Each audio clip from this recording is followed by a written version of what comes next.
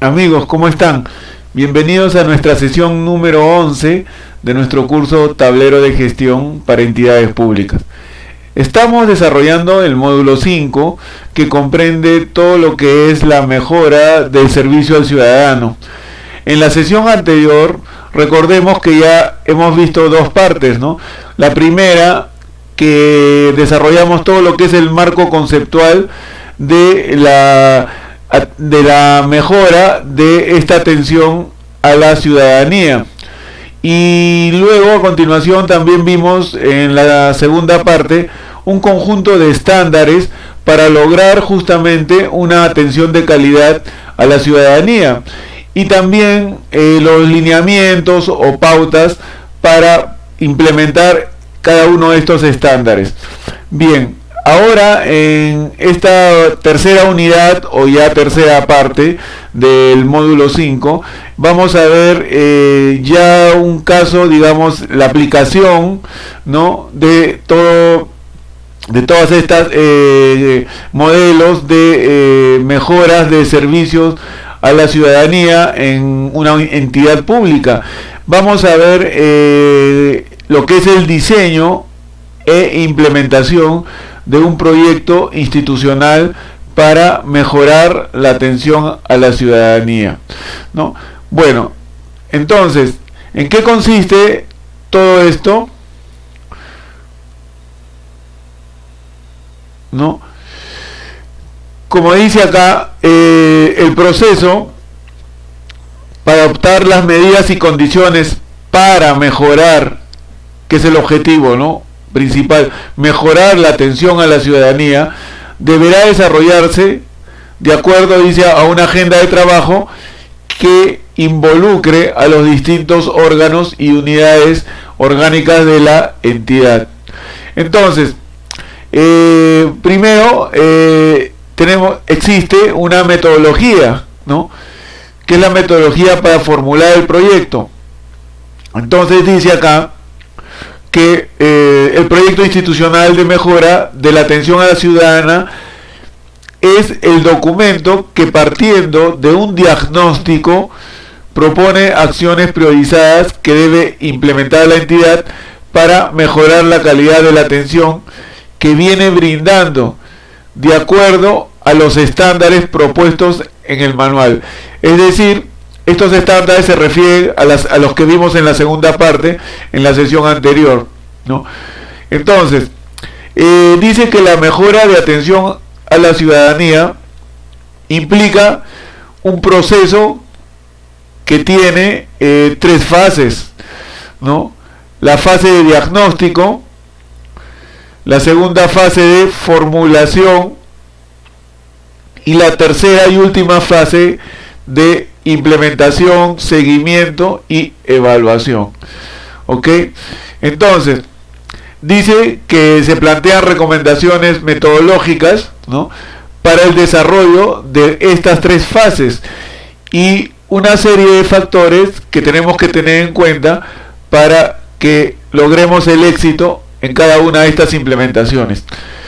Comencemos entonces con la primera fase, que es la fase de diagnóstico, ¿no? Entonces, ¿qué nos dicen acá?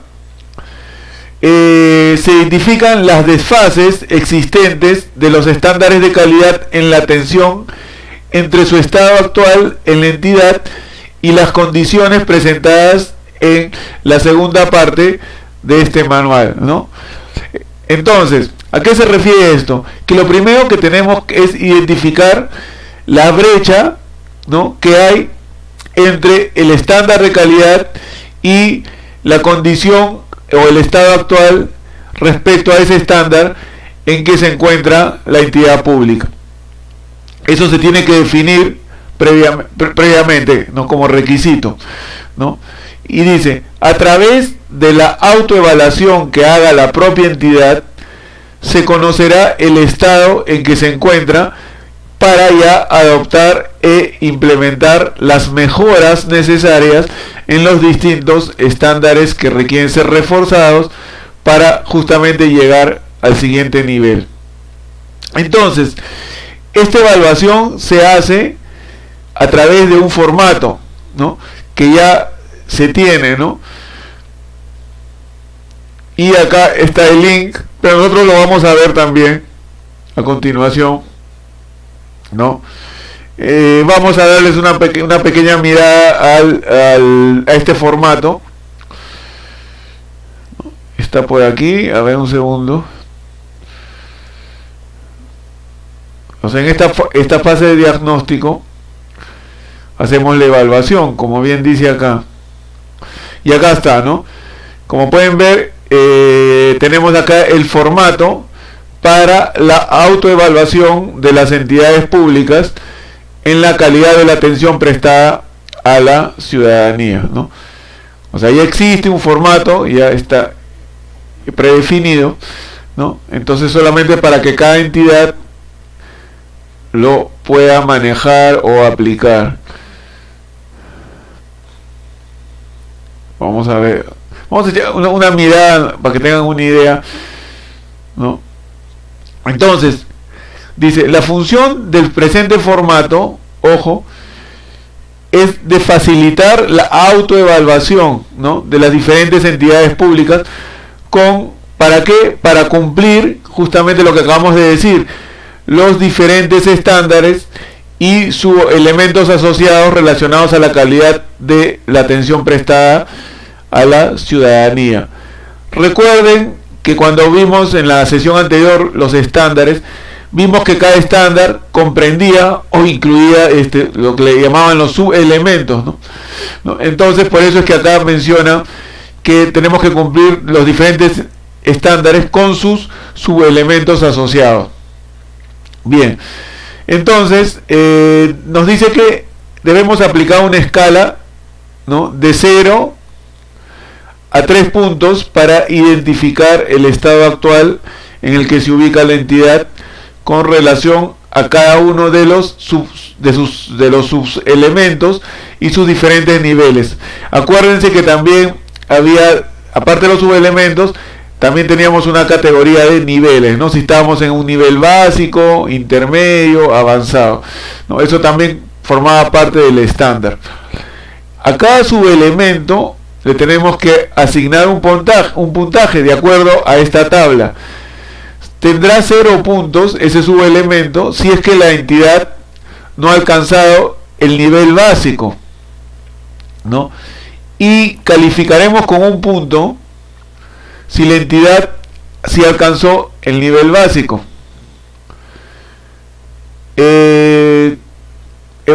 Pondremos 2 puntos, ¿no?, en caso que la entidad ha alcanzado ya un nivel intermedio.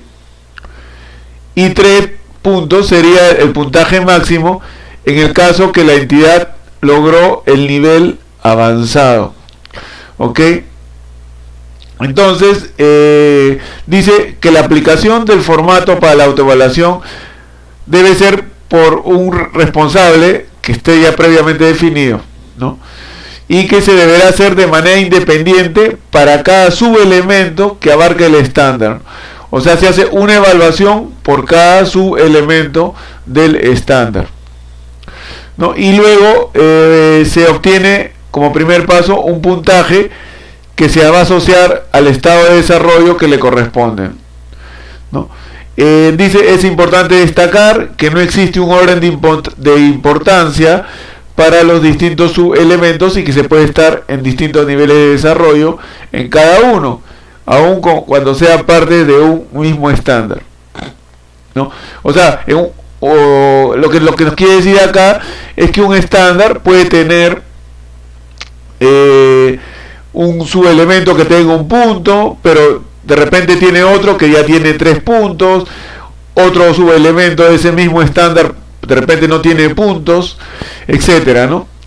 Entonces, luego dice que esto también es importante para la autoevaluación, que debemos de tener en cuenta cómo es la entidad. Si la entidad solamente tiene una sede o sede central, y el otro escenario sería que la entidad tiene una sede central, pero también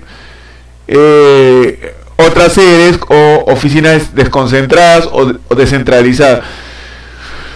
Como ustedes conocerán, dentro de la actividad pública cabe, dependiendo de qué institución, puede ser un escenario u otro, existen ambos, ¿no? Bien. ¿Qué más?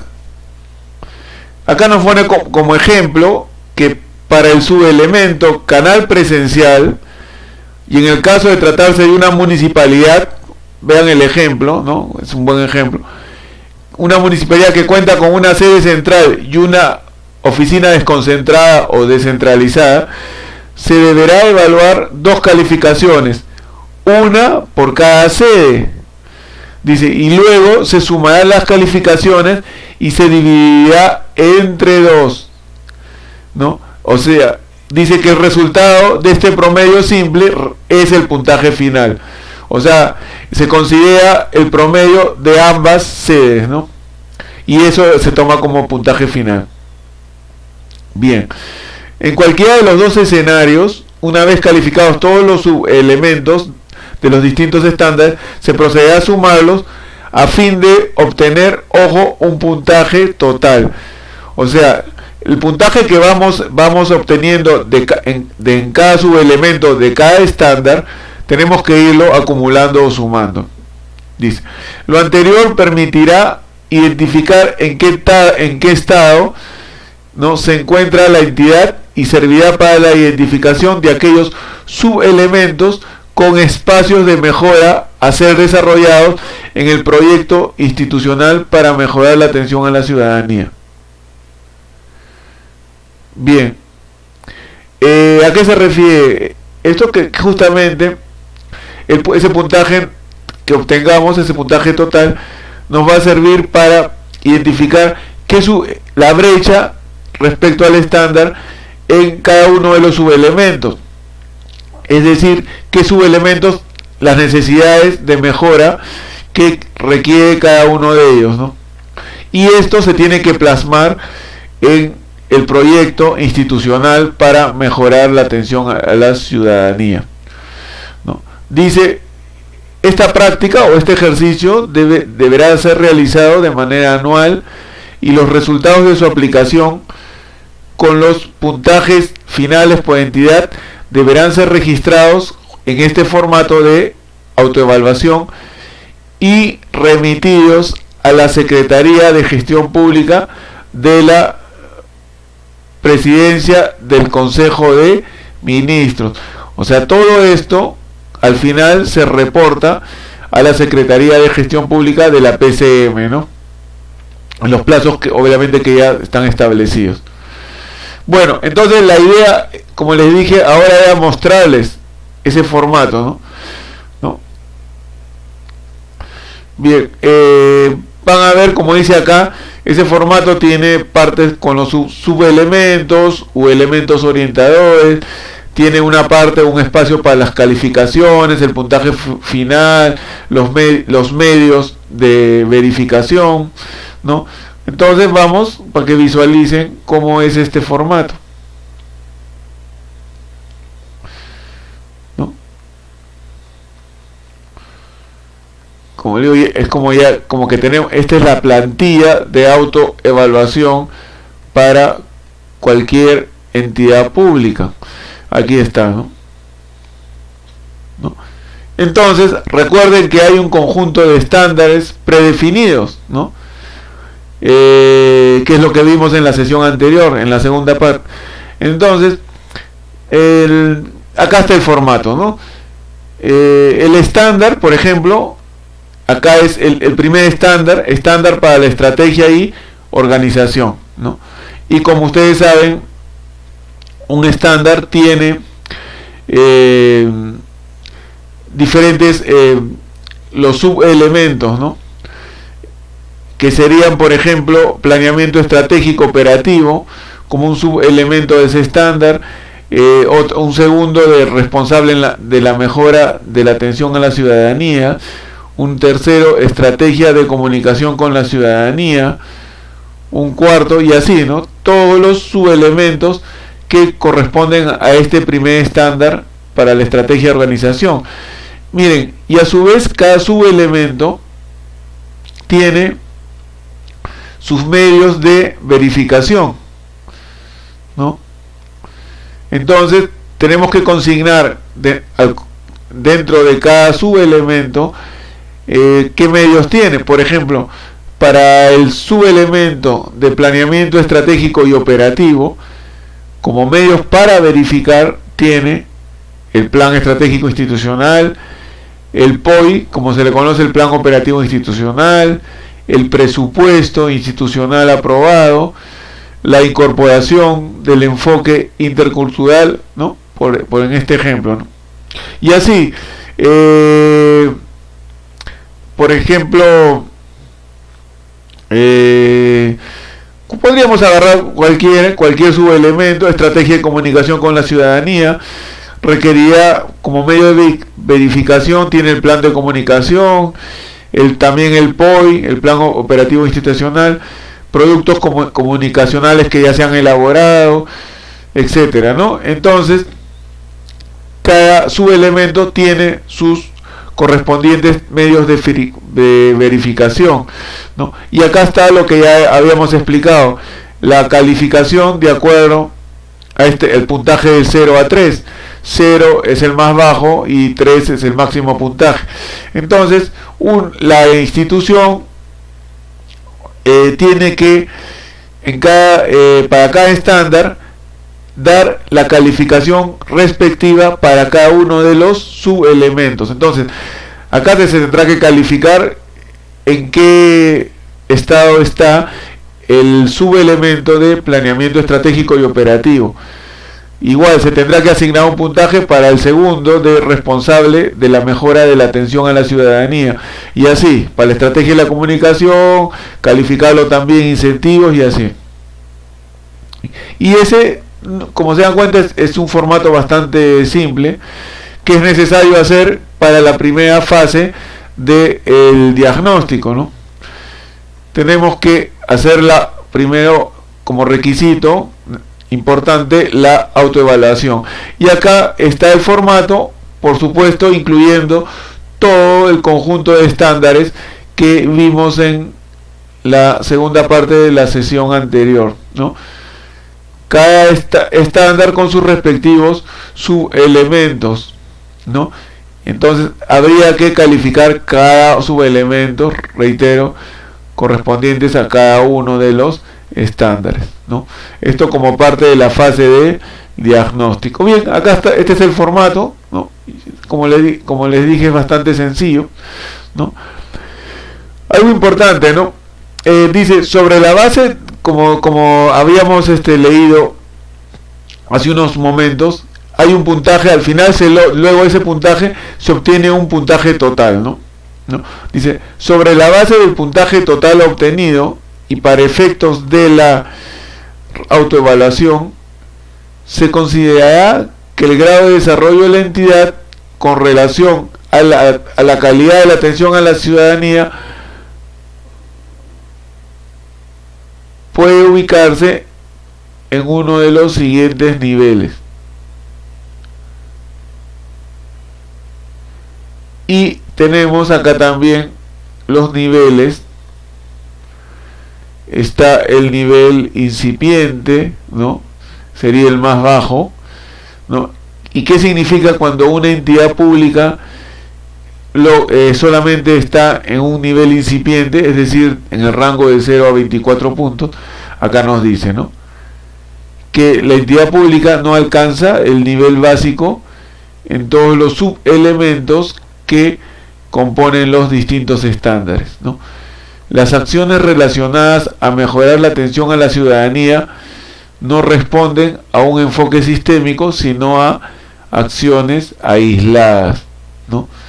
Entonces esta sería el nivel más bajo, ¿no?, para una entidad pública.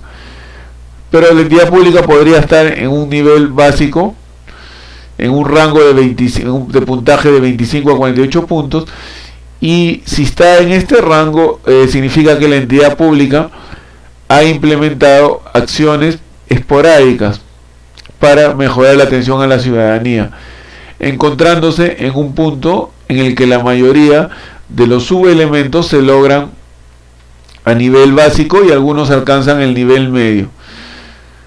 Dependiendo de sus capacidades y características institucionales, la entidad podrá migrar a un estado intermedio en el que consolide y avance con relación a algunos subelementos, ¿no? ¿Se dan cuenta? Entonces cada rango tiene su significado, ¿no? El nivel intermedio, que está en el rango de 49 a 72 puntos, nos indica que la entidad pública ha implementado acciones periódicas para incorporar la mejora a la atención a la ciudadanía dentro de las estrategias institucionales. Ojo, de nuevo, ¿no? Estrategias, plan estratégico. Dice, gran parte de los subelementos de los estándares, ¿no?, se logran a un nivel medio y algunos se encuentran en un nivel avanzado, siendo excepcional la situación de aquellos que se mantienen en el nivel básico.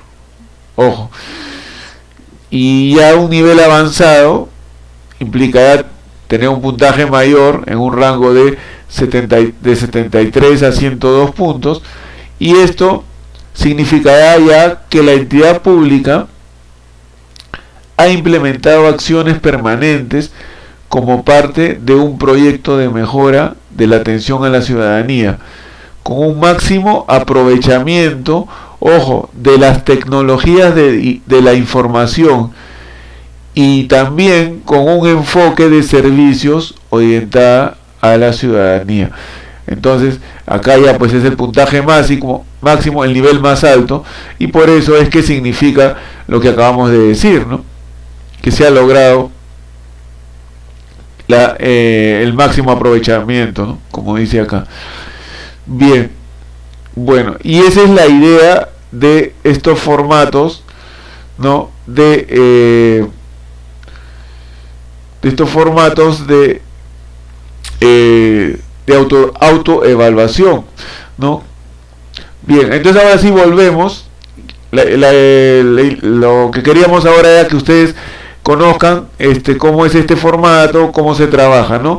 Este formato de autoevaluación, que como ven es bastante, el esquema es bastante sencillo, porque es la calificación, puntaje final y en cada subelemento, y en el lado derecho están los medios de verificación para cada uno de estos subelementos, ¿no?, que comprenden cada uno de los estándares. Bien, volvemos entonces a las fases, ¿no?, de la implementación. A ver, volvamos a donde nos quedamos. Era la primera fase, acá de diagnóstico, ¿no? Bueno, ya vimos todo este formato de autoevaluación, ¿no? Y en esta fase de diagnóstico, como dice acá, nos sugieren unos pasos, ¿no?, unas acciones previas, ¿no? Y luego vamos a ver la secuencia, ¿no? Dice acciones previas. Lo primero, dice, el responsable o líder del equipo de mejora continua, ¿no?, deberá llevar a cabo las siguientes acciones previas. ¿Cuáles son? Identificar si la entidad cuenta, ojo, esto es de los escenarios, ¿se acuerdan?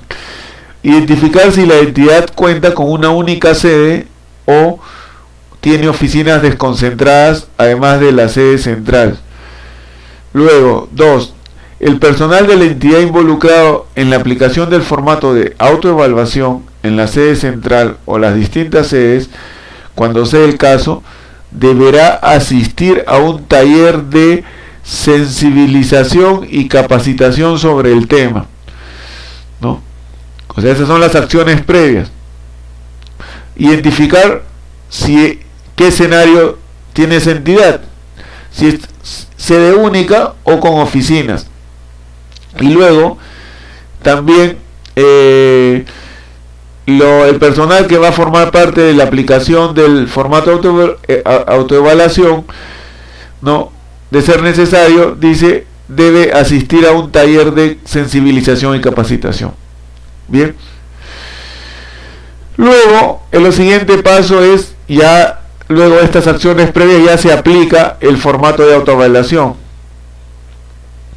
¿no? Dice, si la entidad cuenta con una única sede, la aplicación del formato de autoevaluación podrá ser asumida por el responsable definido anteriormente. Caso contrario, si hay oficinas, el responsable mantiene su rol y deberá solicitar apoyo del personal de cada oficina desconcentrada para la respectiva aplicación, ¿no? Como ya habíamos dicho, el formato de autoevaluación se aplica por sede, ¿no? Por eso es que nos mencionan esto, ¿no? Se debe definir un plazo o fecha límite, ¿no?, para la aplicación al interior de la entidad, así como para el envío, ¿no?, de los formatos que, como dijimos, se tienen que enviar, remitir a la Secretaría de Gestión Pública de la PCM. Bien, el tercer paso es ya la sistematización, análisis y difusión de la información, ¿no? Entonces el responsable procederá a la sistematización y análisis de la información recogida. ¿Para qué? Porque elabora un informe con las conclusiones de la autoevaluación, ¿no? Bueno, acá nos dice que el informe debe estar centrado en el estado en que se encuentran los distintos estándares y subelementos, así como la determinación de aquello que en particular requieren ser reforzados, es decir,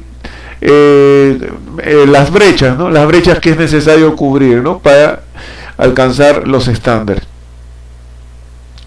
¿no? Dice, se recomienda que el informe sea presentado a la alta dirección de la entidad y que se valide los subelementos que se tienen que priorizar, ¿no? Dice, además de presentar las calificaciones consolidadas para cada estándar y sus subelementos, también se debe incluir los resultados del análisis de las calificaciones e información recogida como medios de verificación junto al formato de autoevaluación.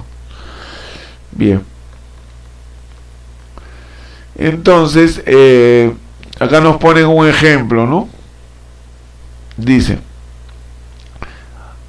a fin de que los resultados de la aplicación del formato de autoevaluación y el establecimiento de prioridades para las mejoras de los subelementos sean fácilmente entendidos, se sugiere, además de la calificación por cada subelementos, dice, usar un esquema de intervalos de prioridad y colores, ¿no? Y acá nos ponen el ejemplo. Para el estándar, ¿no?, para la estrategia y organización, con sus respectivos subelementos, ¿no?, que acá son 7, y nos dice que acá están los colores, ¿no?, como dicen, intervalos de prioridad y colores, ¿no? Entonces está el amarillo, está el verde y el rojo, ¿no? Entonces ya visualmente nos ayuda a entender más rápidamente, con más facilidad, toda esta autoevaluación, ¿no? Por ejemplo, acá nos dice, ¿no?, de acuerdo al cuadro presentado, se observa un primer grupo, perdón, esto se mueve, a ver, que no se mueva mucho ya. De acuerdo al cuadro presentado, se observa un primer grupo de subelementos cuyo abordaje es prioritario, primera prioridad, por estar su calificación en un nivel menor al básico, calificación menor a 1, coloreados en rojo, ¿no? Seguidamente, un segundo grupo de subelementos cuyo abordaje es de segunda prioridad, pues porque su calificación es superior al nivel básico y menor al nivel medio, igual a 1, pero menor a 2, coloreados en amarillo. Acá hay un error en el material, porque el subelemento 1.6, gestión de la seguridad y salud, también debería de tener color rojo, ¿no? Acá un poco había un error ahí al editar, ¿no? Se debió solamente el color amarillo llegar hasta el 1.5. Entonces el 1.6 junto con el 1.7 también deberían de ser de color rojo, ¿no? Bien, está claro, ¿no? Entonces, finalmente dice, el tercer grupo, es decir, el de color verde, ya tiene una prioridad menor, ¿no? Porque tienen calificaciones altas, ¿no? De 2 o 3, ¿no? Entonces, esa es la idea, ¿no? De lo que nos sugiere acá de colorear, ¿no? Para justamente establecer un esquema con los intervalos de prioridad. Bien, esta es la primera fase de diagnóstico, ¿no? Utilizando los formatos de autoevaluación que hemos visto y de la manera como lo hemos explicado. Ahora pasamos a la siguiente fase, la segunda fase de formulación, ¿no? Esta fase de formulación dice, deberá de establecer las condiciones y los términos específicos en los que se adoptarán e implementarán las medidas atendiendo a las particularidades de la entidad y a las normas que de manera complementaria se dicten con el propósito de facilitar el proceso. Se recomienda seguir los siguientes pasos, ¿no? Igual, esta fase también tiene su secuencia de pasos, ¿no? La primera, dice, es la presentación de resultados, ¿no? Dice que se requiere comenzar presentando los resultados justamente de la fase previa, es decir, la fase de diagnóstico, a los distintos directivos de órganos. Si la entidad cuenta con una única sede y en caso la entidad cuente con una sede central y otras oficinas descentralizadas, se deberá hacer esta presentación ante los directivos de los órganos de la sede central y también los directivos de cada una de las oficinas desconcentradas, ¿no? Eso en la parte de el primer paso de presentación de resultados. Luego está un segundo paso ya de la formulación del proyecto institucional, ¿no? Y dice, hay acciones a llevar a cabo para la formulación del proyecto institucional. El responsable definido tiene que realizar las siguientes actividades. 1. Convocar a los representantes de los distintos organismos de la sede central y, de ser el caso, los directivos de cada oficina desconcentrada. 2. Realizar talleres de formulación del proyecto institucional, ¿no? Para definir objetivos generales, específicos, las estrategias, las acciones, la priorizar acciones, etcétera, etcétera, ¿no? Luego, dentro de la formulación del proyecto institucional, ¿no?, está la ficha de acción, ¿no?, que acá nos la muestran como un ejemplo. Esta ficha de acción se ha movido un poquito, vamos a subir, ¿no? Acá está, como dice cuadro 3 ahí, ejemplo de ficha de acción. Es un ejemplo, ¿no? Objetivo específico 1 dice fortalecer los canales de atención a la ciudadanía en la entidad. Nombre de la acción dice implementar el horario corrido y mayor de 8 horas en las distintas sedes de atención de procedimientos administrativos y servicios prestados en exclusividad. Y está el órgano que lidera esta acción, ¿no? Oficina de planeamiento, oficina de personal. Órganos que participan en el desarrollo de la acción.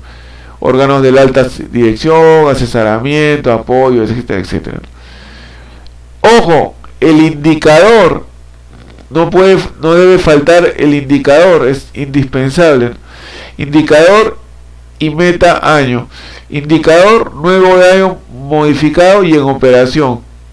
La meta, ¿no?, mes año, horario corrido y mayor de 8 horas. Bien. ¿Qué más tenemos que poner en este cuadro de ficha de acción? Las actividades, ¿no? Definición por ejemplo, acá han puesto definición e implementación de turnos de atención al personal. También aprobación de normas que precisa nuevo horario de atención. Difusión del nuevo horario de atención, ¿no? Entonces, ¿en qué tiempo se van a desarrollar estas actividades? 2 meses, ¿no? Bien. Dice, las fichas de atención que se formulen deberán ser utilizadas por la entidad como insumo, efectivamente, ¿no? Un insumo en el proceso de formulación del POI, del Plan Operativo Institucional, y en el desarrollo de las actividades que este último precise. Luego tenemos el punto de los indicadores, otra vez, indicadores y metas. Dice que las fichas de acción que acabamos de ver precisan indicadores y metas a los cuales se deberá hacer seguimiento, ¿no?, para la medición del cumplimiento del proyecto, ¿no? Se dan cuenta lo importante que son los indicadores, porque nos ayudan a hacer, como dice acá, el seguimiento para saber si efectivamente estamos logrando cumplir el proyecto, ¿no?, de la institución o de la entidad pública, ¿no? Dice, sobre este último aspecto es recomendable que los indicadores, ojo, cumplan con los requisitos de simplicidad, confiabilidad, validez y costo razonable de la recolección de información que sirve de base para su elaboración. Bien, en el siguiente cuadro, ¿no?, nos ponen, para que nos demos cuenta, un ejemplo también de lo que son metas e indicadores, ¿no? Ojo, acá ejemplos reales de lo que es de los indicadores, ¿no? Por ejemplo, decimos cuadro 4, ejemplo de metas e indicadores del proyecto institucional. Y este indicador se llama porcentaje de usuarios atendidos en forma presencial en menos de 15 minutos. La meta es, para este indicador, como dice acá, que al menos el 60% de los usuarios no esperará más de 15 minutos para ser atendido. Esa es la meta. Y acá está la fórmula, ¿no?, para el indicador. Fórmula de cálculo: número de usuarios atendidos en menos de 15 minutos entre el número total de usuarios atendidos, todo eso por 100, es decir, se expresa como un porcentaje. ¿Y cuál es el medio de verificación de datos? Justamente el sistema de registro de atención presencial, aplicado al momento de la atención. Muy bien. Ese es un ejemplo de un indicador. Tenemos otro, ¿no?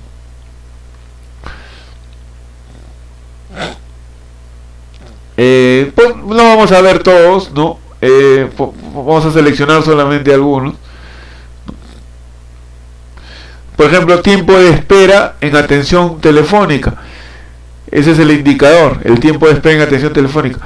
La meta, ¿cuál es? Que el 95% de las llamadas se atenderá en menos de 15 segundos. ¿Cómo la fórmula de este indicador? El número de llamadas que se atienden en menos de 15 segundos entre el número total de llamadas por 100, ¿no? ¿Y cómo es el medio de verificación? El sistema de medición de tiempos de atención telefónica, ¿no? Y así, ¿no? Acá, por ejemplo, hay un indicador interesante: el porcentaje de usuarios satisfechos, ¿no? La meta para este indicador de usuarios satisfechos dice: al menos el 70% de los usuarios se declara satisfecho con la atención recibida. Entonces, ¿cuál es la fórmula para este indicador? El número de usuarios satisfechos entre el número total de usuarios por 100, es decir, se expresa en porcentaje. ¿Y qué medio de verificación utilizamos? La encuesta de satisfacción de usuarios, ¿no? Y finalmente, por ejemplo, acá hay un último indicador con satisfacción en relación con las respuestas a solicitudes de información. Ese es el indicador. La meta, ¿cuál sería? que al menos 70% de las respuestas a consultas será evaluado con nota superior a 15. Muy bien.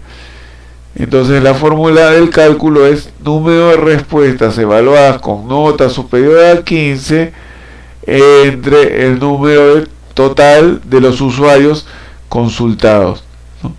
Igual, el medio de verificación sería la encuesta de satisfacción de usuarios.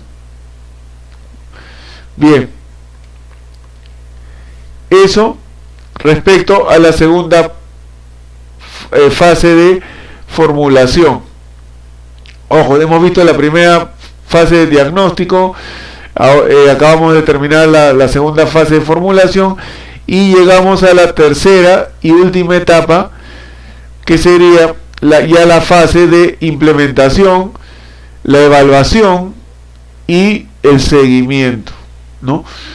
Entonces, esta tercera fase comprende, dice, la adopción e implementación de acciones para mejorar la atención a la ciudadanía, correspondientes, obviamente, con lo formulado en el proyecto institucional. Pero dice que en paralelo al desarrollo de las acciones establecidas, se debe realizar el seguimiento y evaluación al cumplimiento de las metas precisadas en el proyecto institucional, ¿no? Igual, el que sea responsable también para esto tiene que realizar las siguientes acciones en esta tercera fase de implementación, evaluación y seguimiento. ¿Cuáles son estas acciones? ¿No? Convocar, dice, en forma periódica, ponen ahí entre paréntesis mensual, a los distintos órganos u oficinas desconcentradas que lideran las acciones establecidas para que reporten el avance, ¿no? Asimismo, dice, estas reuniones periódicas servirán para incorporar los ajustes, necesidades y requerimientos detectados. ¿Qué más? ¿Qué otra acción? Dice que hay que elaborar en forma periódica, lo ponen como sería trimestral, los reportes de seguimiento al cumplimiento del proyecto institucional, pero con la orientación al cumplimiento de los estándares y subelementos establecidos en el manual para mejorar la atención a la ciudadanía. Ya saben los estándares que desarrollamos en la clase anterior. ¿Qué otra acción? Una tercera acción también en esta tercera fase es presentar a la alta dirección de la entidad en forma periódica, ponen trimestral, los reportes de seguimiento al cumplimiento del proyecto institucional. Y finalmente, la última acción de elaborar anualmente un reporte de seguimiento y evaluación de los resultados alcanzados en la implementación del proyecto institucional formulado. ¿Okay? Dice que este reporte permitirá determinar cuáles son los objetivos que se pudieron alcanzar y que podrían ser replicados, es decir, también implementados en otras áreas o tal vez en otras oficinas, en otras instituciones, así como aquellos otros que no pudieron ser concretados. Bien, entonces esta sería la última fase, como ya acabamos de ver, que es de implementación, evaluación y seguimiento. Finalmente, vamos a ver, en estos proyectos hay unos factores, lo que le llaman los factores de éxito, que hay que tener en cuenta justamente para un óptimo resultado, ¿no? En esta implementación, en estos proyectos de mejoras para mejoras en la calidad de la atención a los ciudadanos, ¿no? Dice, ¿no? Hay que tener presente estos factores de éxito. Dice, en la presente sección se identifican una serie de aspectos que complementan el establecimiento del conjunto de medidas y condiciones para asegurar un servicio de calidad. Es decir, estos factores de éxito complementan todo lo que se ha implementado, dice, en sintonía con los objetivos planteados por el presente manual. Lógico, ¿no? Dice, existen factores recurrentes que pueden ser aplicados a cualquiera de las dimensiones del servicio descritas en este documento. Dice, por esta razón es importante que los responsables de impulsar y desarrollar las medidas los tomen en consideración. ¿Ok? Entonces, ¿cuáles son estos factores de éxito? Dice, los factores de éxito propuestos bajo la forma de recomendaciones generales, dice, suponen actividades, metodologías y características aplicables a cualquier medida orientadas a mejorar la atención a la ciudadanía. Y los vamos a ver a continuación, estos factores de éxito. Ojo, miren, un poco que estos factores de éxito están relacionados a muchos de los temas que ya hemos cubierto en las sesiones anteriores, ¿no? Por ejemplo, ¿se acuerdan? Vimos en las sesiones anteriores gestión de procesos. Entonces, un factor de éxito precisamente nos dice que hay que pensar en procesos. Dice, el personal responsable de desarrollar las medidas y asegurar las condiciones propuestas, ojo, debe articular sus esfuerzos bajo la premisa de que todos son partes del proceso de mejora de la atención a la ciudadanía y que su misión principal es la de servir a estos mismos ciudadanos. ¿Correcto? Entonces el enfoque de los procesos. Después nos dice otro factor de éxito es la visión sistémica, ¿no? Dice que las mejoras en la atención a la ciudadanía son parte de un proceso dinámico e interactivo que involucra diversas áreas de la entidad. Dice, e incluso algunas instituciones externas. Mientras que la visión tradicional es que una mejora esté centralizada en un área específica de una institución y en un grupo reducido de funcionarios, ¿no? Entonces la idea acá es tener la visión sistémica, no la tradicional. Después dice que la implementación de mejoras está influenciada por todo un conjunto de factores que involucran diversas áreas dentro y fuera de la organización. Por ello, dice, tener una visión sistémica contribuye a alcanzar el objetivo, por la vía de tomar en cuenta a todos los actores que están involucrados y comprender las distintas relaciones y efectos de estos actores sobre la entidad pública y sobre todo respecto de la ciudadanía. Interesante, ¿no? Que la visión sistémica contribuye, ¿no?, a, como dice acá, a lograr el objetivo. Otro factor de éxito está en el diagnóstico, ¿no?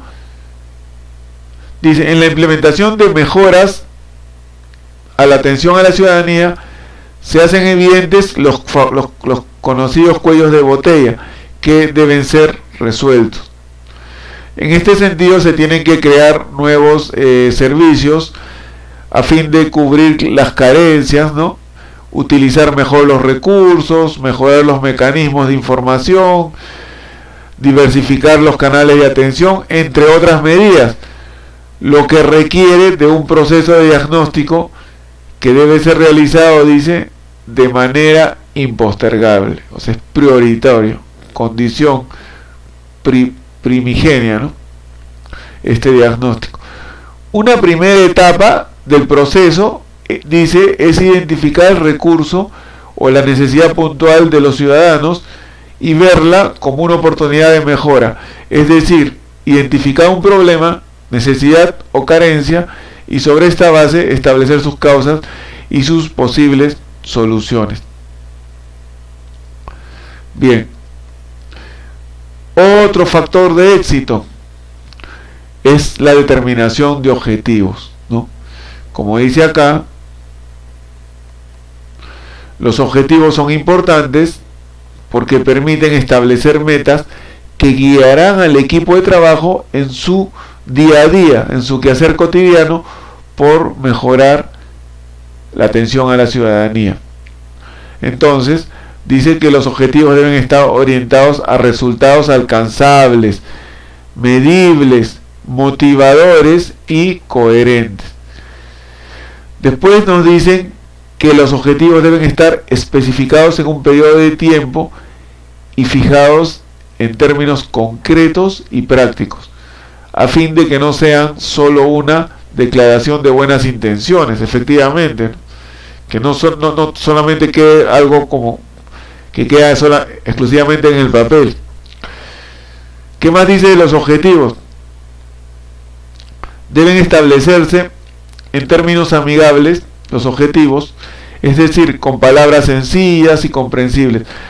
Los gestores de la mejora o los líderes del proceso de mejora deberán asegurarse de que todos los involucrados comprendan los objetivos propuestos. Todo el equipo de trabajo debe saber a dónde se dirige, ¿no?, y las metas que quiere lograr. Dice, por eso es conveniente que todos los integrantes del equipo participen de las reuniones donde se establezcan los objetivos, con el fin de generar una mayor motivación para obtener mejores resultados. Muy importante esto, ¿no?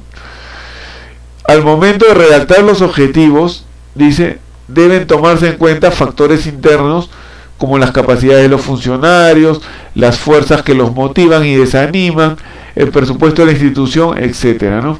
Esto también, ¿no? Considerar todo eso, tenerlo presente.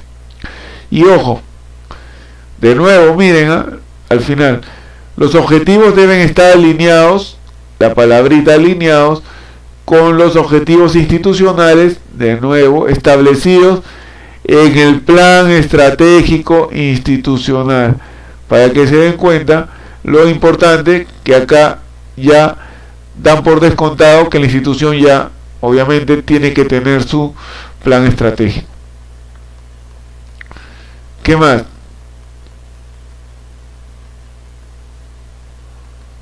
Como ven, hay muchos factores de éxito, ¿no? Son varios factores de éxito, ¿no? Vamos a tratar de no leerlos uno por uno porque no.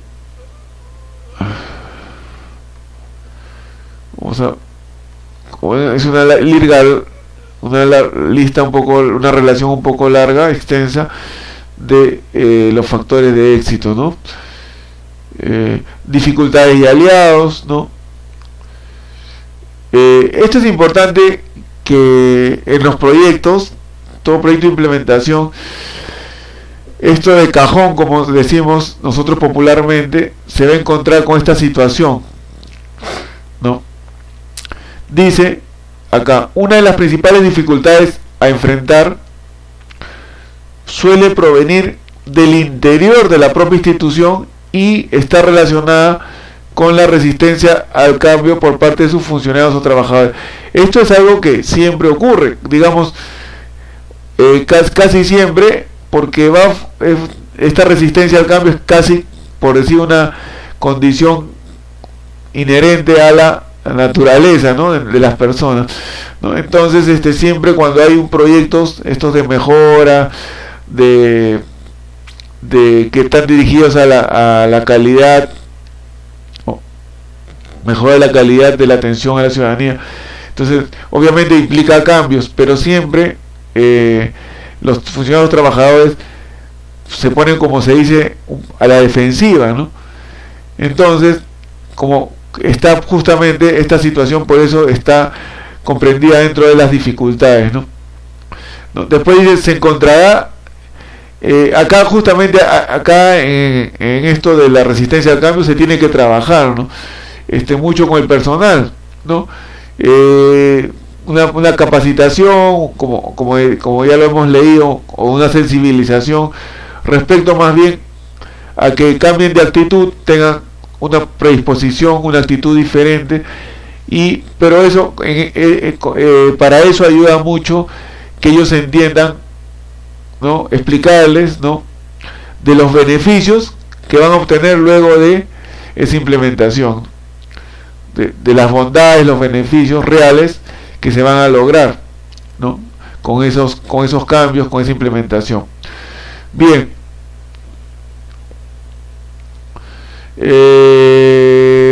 lo que es equipo humano, dice, el equipo humano es la causa, sustento y motivación del desarrollo y las mejoras en la atención a la ciudadanía. Claro, el factor humano, pues, ¿no? Dice, si este equipo humano tiene relación también con la resistencia al cambio, ¿no? Dice, si este equipo humano no está comprometido con los objetivos y orientado a las necesidades de la ciudadanía, será difícil implementar con éxito las medidas, ¿no? Fíjense, ¿no? O sea, el equipo humano tiene que estar muy concientizado, ¿no? Y convencido de la necesidad de hacer esas mejoras, ¿no? Para la elección del equipo que implemente las mejoras, dice, hay que considerar algunos requisitos, ¿no? Un equipo multidisciplinario, diferentes profesiones, debe conformar personas de diferentes áreas de la institución pública, etcétera, etcétera, ¿no? El famoso empoderamiento, que el equipo debe ser empoderado, ¿no? ¿Por qué? Para tomar, como dice acá, decisiones y actuar en el momento exacto. El tema de la comunicación al interior del equipo, la buena comunicación. El tema de la responsabilidad del equipo por los resultados del proyecto, ¿no? Y el tema del liderazgo, ¿no? Que tiene que haber un líder de por equipo, ¿no? ¿Qué otro factor de éxito? Están las características del líder del proceso, ¿no? Esto, como les digo, siempre es una parte importante, es el liderazgo en el proceso, ¿no? Unas características ponen que el líder para el proceso, que debe fomentar objetivos ambiciosos, una creencia firme en el proceso y su convencimiento de su éxito, que dé el ejemplo de su compromiso a sus compañeros o a su equipo, etcétera, ¿no? El famoso clima organizacional, ¿no? Que debe ser justamente favorable, adecuado, y crear, dice, las condiciones y alicientes para que miembros con diferentes backgrounds, experiencia o conocimientos puedan trabajar juntos, etcétera, ¿no? Algo importante, dice, saber escuchar, ¿no? A sus integrantes, el tema de los valores, la ética, desarrollar esos valores en su propio equipo, como dice acá, reforzar su moral, su compromiso y su confianza, ¿no? Todas esas características debe tener el líder, ¿no? de estos procesos. Bien, el tema de las tecnologías, esto sí vale la pena comentarlo, ¿no? Dice, cuando el equipo de trabajo estime necesaria la utilización de plataformas o herramientas tecnológicas avanzadas, dice que es conveniente que el especialista o en estas tecnologías o el área de sistemas define exactamente qué se está buscando para la institución, y en caso de necesitar ayuda es conveniente contratar inclusive un consultor especialista en el tema, un experto, ¿no? También es conveniente que se analice, ¿no? Los costos, beneficios del desarrollo interno y externo del software o la herramienta tecnológica, en caso que ya se haya decidido, ¿no? La necesidad de tener una herramienta tecnológica. Dice, si se decidiese contratar una solución tecnológica externa, se tendrá que evaluar las propuestas existentes en el mercado, claro, ¿no? Si se optase por la solución interna, ojo, porque están las dos opciones. Para una herramienta tecnológica lo puedes obtener de forma externa o interna, pero dice que si optas por la solución interna, habrá que evaluar la necesidad de reforzar el área de sistemas, ¿no? En eso que corresponde para lograr esta herramienta tecnológica, ¿no? A nivel del Departamento de Sistemas Internos. En caso, dice, que sea necesario, se tendrá que capacitar al personal, obviamente, ¿no? O sea, de ser necesario, hay que capacitar al personal para el uso del software o la herramienta, claro. Es decir, ellos van a ser los usuarios de la herramienta, ¿no? Y necesariamente tienen que recibir una capacitación. Dice, una vez que se haya implementado las soluciones tecnológicas, dice, es indispensable insertar en la cultura organizacional, ojo acá, ¿no?, el reconocimiento necesario a los sistemas automatizados. Es decir, que ya los trabajadores tienen que tener en su chip, ¿no?, ese convencimiento o ese entendimiento de que realmente los sistemas automatizados ayudan, ¿no?, mejoran la atención, ¿no?, la gestión y la atención a los ciudadanos. Bueno, y importante el mantenimiento, ¿no? Como acá lo resaltan, debe realizar el mantenimiento de las actualizaciones pertinentes a las plataformas o software, ¿no? Bueno, el tema de la duración, ¿no? Hay que establecerse los plazos, determinarse, fijarse los plazos, ser riguroso con eso, ¿no? Y el control de la gestión del proceso, de nuevo, ¿no? El control de la gestión está orientado a velar por el cumplimiento de las actividades y de los objetivos, ¿no? Acá ya viene lo que ya hemos mencionado anteriormente también, del seguimiento, ¿no?, permanente de las actividades, ¿no? ¿Por qué? Porque si pasa algo, un percance, una falla, ¿no?, de esa manera se puede hacer la corrección a tiempo, ¿no? Por eso que es importante. También hay que realizar reuniones periódicas de trabajo, ¿no?, debido a que estas representan un mecanismo efectivo de seguimiento. Bueno, y algo importantísimo, que es la evaluación, ¿no?, de los resultados. Y esto es lo que nos compete a nuestro curso, ¿no?, porque dice que los resultados se miden con los indicadores establecidos al inicio del proceso. Incluso hemos visto ejemplos de unos indicadores, ¿no?, hace un rato, ¿no? Dice, los resultados son el reflejo de lo ocurrido durante el proceso, y si se actúa con eficiencia, obviamente se obtendrán resultados óptimos, ¿no? Entonces, él dice, para evaluar los resultados se puede seguir las siguientes pautas: elaborar un informe de los resultados al final del proceso para definir lo alcanzado y establecer las respectivas mejoras; solicitar la participación de todos los actores internos, que es el equipo, y externos, ciudadanía, en la evaluación de los resultados, ¿no? O sea, se tiene que solicitar para evaluar resultados la participación tanto del equipo como de la propia ciudadanía, que son los que van a recibir el servicio o van a ser testigos de esas mejoras. Las opiniones de diversos grupos con diferentes perspectivas enriquece el respectivo análisis, ¿no? Dice, aunque los resultados se miden mayormente con indicadores previamente establecidos, ¿no? Ojo, esto sí, como comentario, ¿no? Dice, existen algunos casos en los cuales, claro, hay que, como se dice, pulsear, ¿no?, ponderar las percepciones de los involucrados. Y esto se conoce a través de las encuestas, ¿no?, de percepción, ¿no? Ojo, aparte de los indicadores que ya se establecieron, hay que también tomar encuestas. Bien. Está la sistematización, que también ha sido un tema que hemos tocado en las sesiones previas, ¿no? Dice, por la propia naturaleza dinámica del proceso, es necesario documentar lo realizado, por más que tome tiempo hacerlo, ¿no? Dice, esto llevará a que los factores positivos puedan institucionalizarse, y lo que empezó como un proyecto, ojo, esto es importante, lo que empezó como un proyecto pueda transformarse en un hábito de trabajo. Dice, además, este documento servirá de referencia para futuros procesos, es importante eso, y por lo tanto debería contener recomendaciones de lo que se debe y no se debe hacer en ciertas situaciones o circunstancias. Bien. Esto en cuanto a la sistematización, otro factor de éxito, ¿no?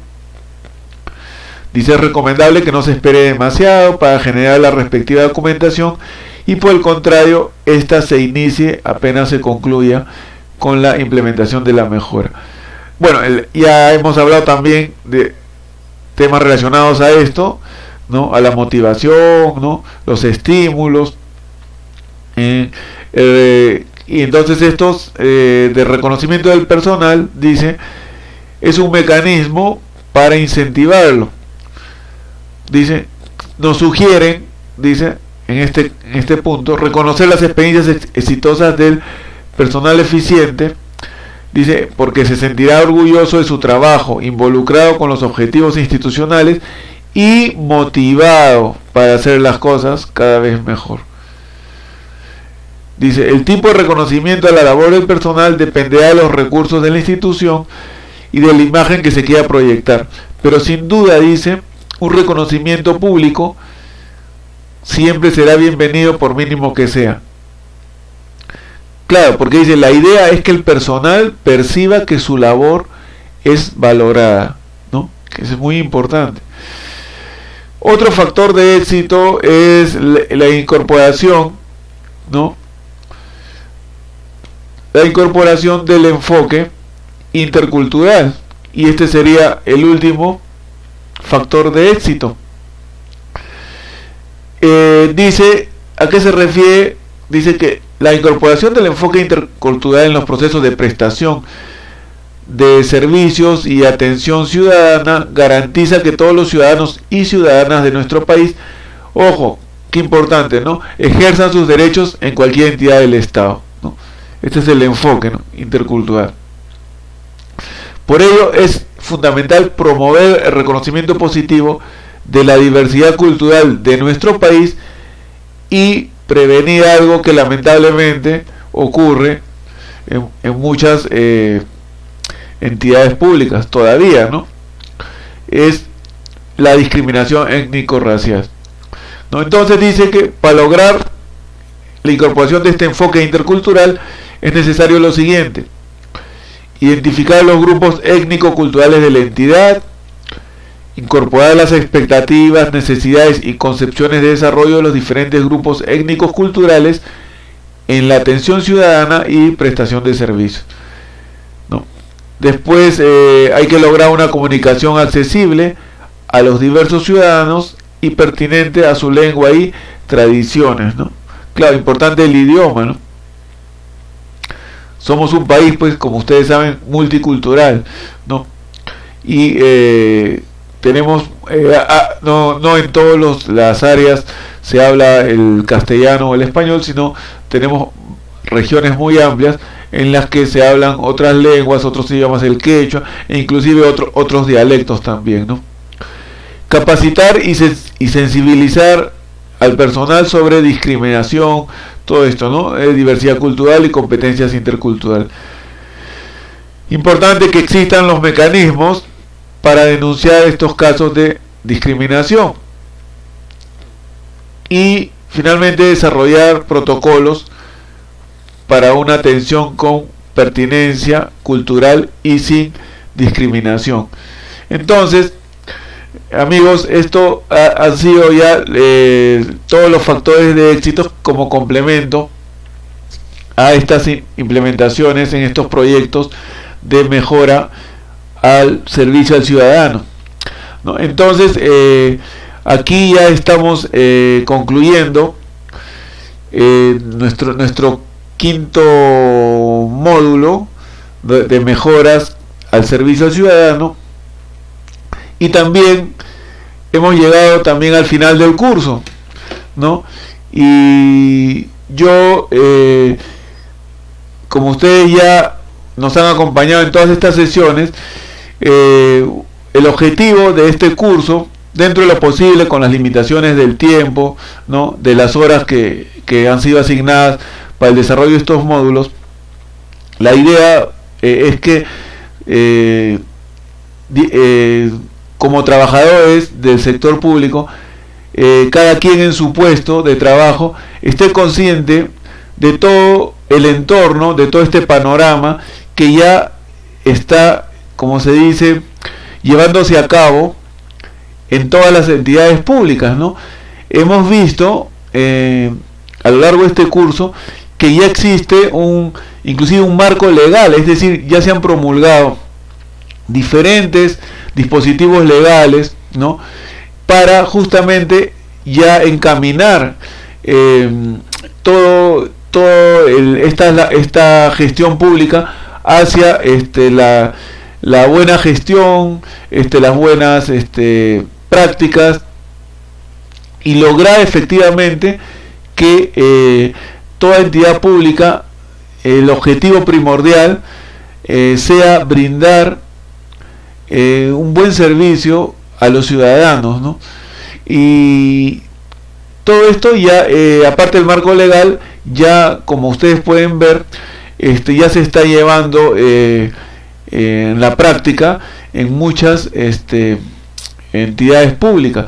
Inclusive recordarán que hasta hemos visto muchos de los casos que se han dejado, muchos de ellos son de casos reales, ¿no?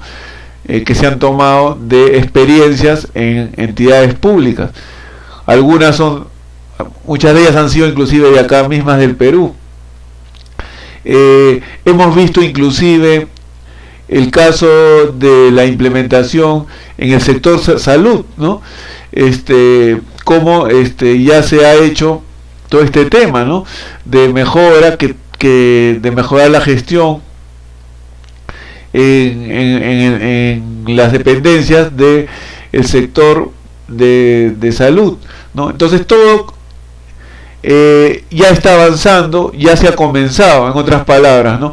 Y dependerá de en qué institución pública estemos, en qué nivel, en qué grado de avance está.